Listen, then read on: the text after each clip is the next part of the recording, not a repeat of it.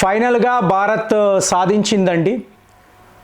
పోయిన గురువారము శుక్రవారము వరుసగా పరీక్షలు ఆల్మోస్ట్ 3 టెస్టులు చేసి నిన్నటికి నిన్న డిఆర్డిఓ శాస్త్రవేత్తలు అలాగే డిఫెన్స్ రంగానికి సంబంధించిన నిపుణులు రిజల్ట్స్ విడుదల చేశారు. ఇది ఎంత పెద్ద వార్త అంటే మీరు ఇరాన్ మీడియాను అడగాలి. మనము కాదు, మనం ఎంత రాసుకొని ఎంత చెప్పినా ఏముందిలేండి అనేవాళ్ళే ఎక్కువ. కానీ ఇరాన్ మీడియా ఎంతలాగా దీన్ని కవర్ చేస్తున్నారు అంటే భారత్ సాధించింది, ఇది ఒక అద్భుతము, మేము కూడా ఇలాంటి ప్రయత్నాల్లోనే ఉన్నాము అంటే ఇది ఒక ఎలైట్ గ్రూప్. అంటే మీరు రష్యా, అమెరికా, చైనా, ఇజ్రాయెల్ 4 దేశాలు మాత్రమే తమ సొంత రక్షణ కోసం సొంత టెక్నాలజీని వాడి అంటే multi layered advanced defence capability అంటారండి. మీకు మీ శత్రువు మీ పైన ఇంటర్ కాంటినెంటల్ బాలిస్టిక్ మిజైల్ను వాడాడు. పాకిస్తాన్ వద్ద ఈ టెక్నాలజీ లేదండి, కానీ చైనా వాడి వద్ద ఉంది. టర్కీ వాడు ఆ ప్రయత్నాలు చేస్తున్నాడు. ఏదో ఒక సందర్భంలో చైనా వాడు మీపై బాలిస్టిక్ మిజైల్ వాడాడు. దానిని మీరు ఆకాశములోనే ధ్వంసము చేసే టెక్నాలజీ మీకు 4 దేశాల వద్ద మాత్రమే ఉండేది. ఇవాళ భారత్ దీనిని సాధించింది. 3 టెస్టులు అంటే మల్టీ లేయర్డ్ డిఫెన్స్ క్యాపబిలిటీ అంటారు.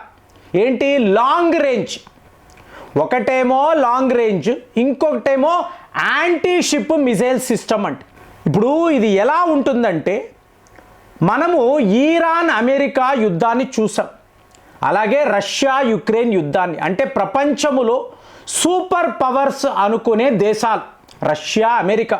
ఎందుకు ఇలా అంటాము?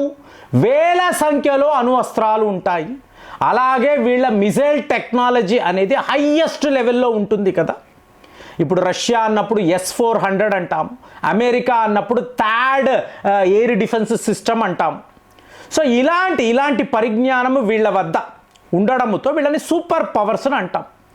ఇప్పుడు వీళ్ళు డైరెక్ట్గా యుద్ధాల్లో ఇన్వాల్వ్ అయి ఉన్నారు కదండి. రష్యా యొక్క యుద్ధ నీతి ఏంటి, ఆ తీరు తెన్నులు ఏంటి గమనించారు అనుకోండి. మనం కీన్గా గత 5 ఏళ్ల నుంచి అబ్జర్వ్ చేస్తున్నాం. అలాగే ఈరాన్తో అమెరికా చేసిన యుద్ధం, ఎలాంటి అస్త్రాలు వీళ్ళు వాడతారు, ఏ టైంలో ఏం చేస్తారు, ఇది కూడా అంటే మీకు వార్ స్టడీస్లో చాలా ముఖ్యమండి. ఎక్కడ మీరు తప్పులు చేస్తారు, ఎక్కడ మీరు సరిదిద్దుకుంటారు, మీరు ఎక్కడ బలహీనంగా ఉన్నారు, బలంగా ఉన్నారు, ఇవన్నీ చూసుకోవాలి కదా. ఇది ఎలా వస్తుంది? మీ మిలిటరీ క్యాపబిలిటీని బట్టి, అంటే మీ వద్ద ఉండే ఆయుధాలను బట్టి. సో అలాంటిది ఇప్పుడు మీరు ఒక సౌత్ కొరియా అనండి, అలాగే జపాన్ అనండి, మీకు ఇప్పుడు మనం చూసిన యునైటెడ్ అరబ్ ఎమిరేట్స్, ఇప్పుడు వీళ్ళందరూ ఏంటంటే రిచ్ కంట్రీస్ కదండి. UAE అంటే చాలా చాలా రిచ్ కంట్రీ.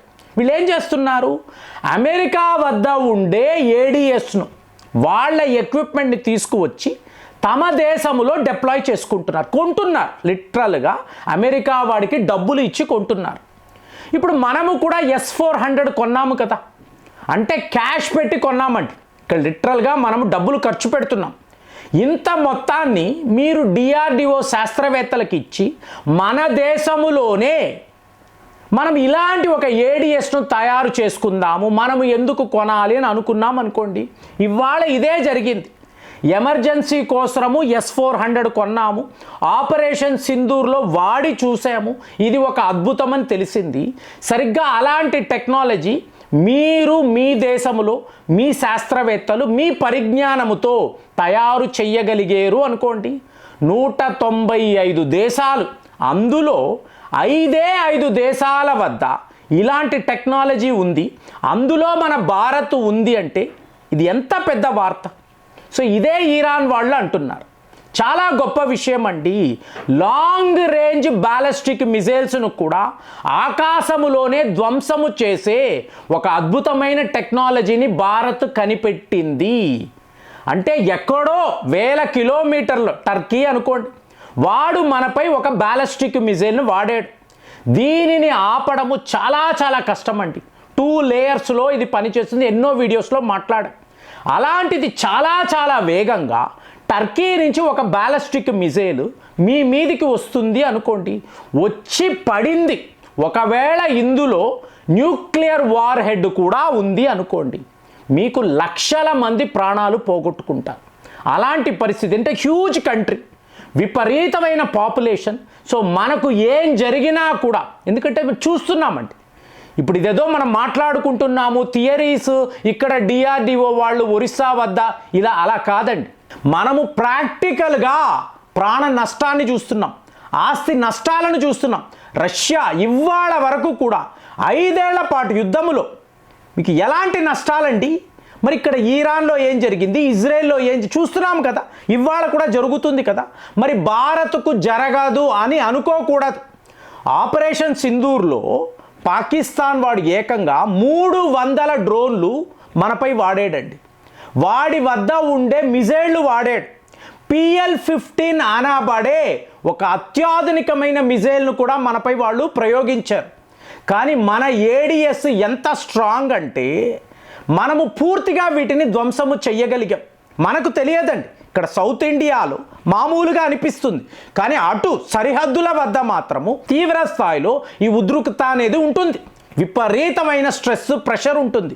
అలాంటప్పుడు ఇప్పుడు మీరు ఈ లాంగ్ రేంజ్ మిజైల్స్ను డెస్ట్రాయ్ చేయడానికి మల్టీ లేయర్ డిఫెన్స్ క్యాపబిలిటీని సంపాదించారు. అలాంటి అస్త్రాలు మీ వద్ద ఉన్నాయి అన్నప్పుడు దేశానికి ఎంత పెద్ద రిలీఫ్.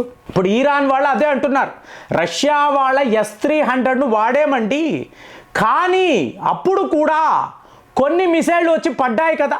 సో మా ఆయిల్ పైప్ లైన్స్ని ధ్వంసము చేశారు కదా, స్కూల్ మీద కూడా వాళ్ళు దాడులు చేశారు కదా.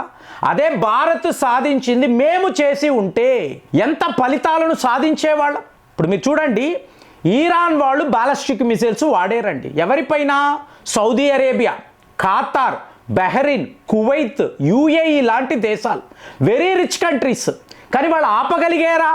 వాళ్ళ బిల్డింగ్ల మీద వచ్చి పడ్డాయి, వాళ్ళ ఆయిల్ రిఫైనరీస్ మీద వచ్చి పడ్డాయి, అవునా? ఇక అమెరికా కంపెనీస్ వెతికి వచ్చి పడినప్పుడు ఎవరు ఆపగలిగారు? అంటే ఆ నష్టాన్ని మీరు చూడండి. ఎలాంటి ఒక అటాక్స్ అనేవి ఈరాన్ వాళ్ళు చేయగలిగారు. మరి ఇదే పరిస్థితి భారత్ పైన కూడా జరిగితే మనము చేసాం, మనము పాకిస్తాన్ మీద చేసామంటే అద్భుతమైన విజయాన్ని సాధించాం. కానీ ఇదే పని పాకిస్తాన్ మన మీద చెయ్యాలని అనుకుంటే చైనా వాడు ఆయుధాలు ఇస్తాడు, టర్కీ వాడు కూడా ఇస్తాడు కదా. మన మీద ప్రయోగించారు అనుకోండి, మీ వద్ద వీక్ ఏడిఎస్ ఉంటే, అలా లేదండి. మన దేశంలో ఆకాశ్ డిఫెన్స్ సిస్టమ్స్, అలాగే సుదర్శన చక్రము, మీకు మిషన్ కుషా ఇవన్నీ ఉన్నాయి. అయినా కూడా బాలిస్టిక్ క్యాపబిలిటీస్లో ఇవాళ మనము సాధించింది ఒక అద్భుతం అండి. సో మామూలుగా డిఫెన్స్ రంగంలో ఉన్న వాళ్ళకి తెలుసు నేనేం మాట్లాడుతున్నాను. ఇది ఒక అతిపెద్ద రక్షణ కవచం అండి. బాలిస్టిక్ మిజైల్స్ కోసరమే, యాంటీ షిప్ మిజైల్స్ కోసరమే డిఆర్డిఓ శాస్త్రవేత్తలు మీకు ఎన్నో పరిశోధనలు చేసి ఫైనల్గా ఎలైట్ క్లబ్లో చేరగలిగాం. సో ఈరోజు ప్రపంచమంతా షాక్లో ఉంది. సొంత టెక్నాలజీ, మన శాస్త్రవేత్తలు, మన డిఆర్డిఓ ల్యాబులో ఇక్కడ చండీపూర్లో నోటాం విడుదల చేసి మనం ఏ రోజు మిజైల్ పరీక్ష చేస్తామో చైనా వాడి స్పై షిప్ అక్కడ ఉంటుందండి, బే ఆఫ్ బెంగాల్ వద్ద చక్కర్లు కొడుతూ ఉంటుంది. వాడు మన డిజిటల్ సిగ్నేచర్ని క్యాప్చర్ చేయడానికి పరిశోధనలు చేస్తూనే ఉంటాడు.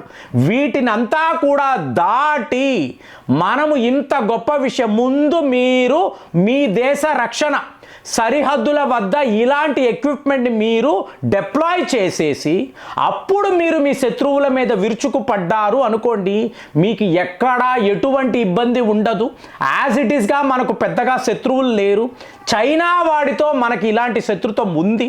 రేపు యుద్ధముగా మారినప్పుడు భారత్ యొక్క ఈ మిజైల్ క్యాపబిలిటీ, బాలిస్టిక్ మిజైల్స్ను ధ్వంసము చేసే, అంటే మీకు ICBM కిల్లర్స్ అండి ఇవి, వీటిని తయారు చేసాము అంటే ఇదే మామూలు వార్త కాదు. అందుకే ఈరాన్ వాళ్ళు ఆ స్థాయిలో దీన్ని వాళ్ళు ప్రోపగాండా చేస్తున్నారు. గొప్పగా అనిపించింది. మరి ఈ ICBM కిల్లర్ గురించి మీరు ఏమి చదివారు, మీరు ఏం విన్నారు? కామెంట్స్లో రాయండి. మళ్ళీ వచ్చే వీడియోలో కలుద్దాం. జై హింద్.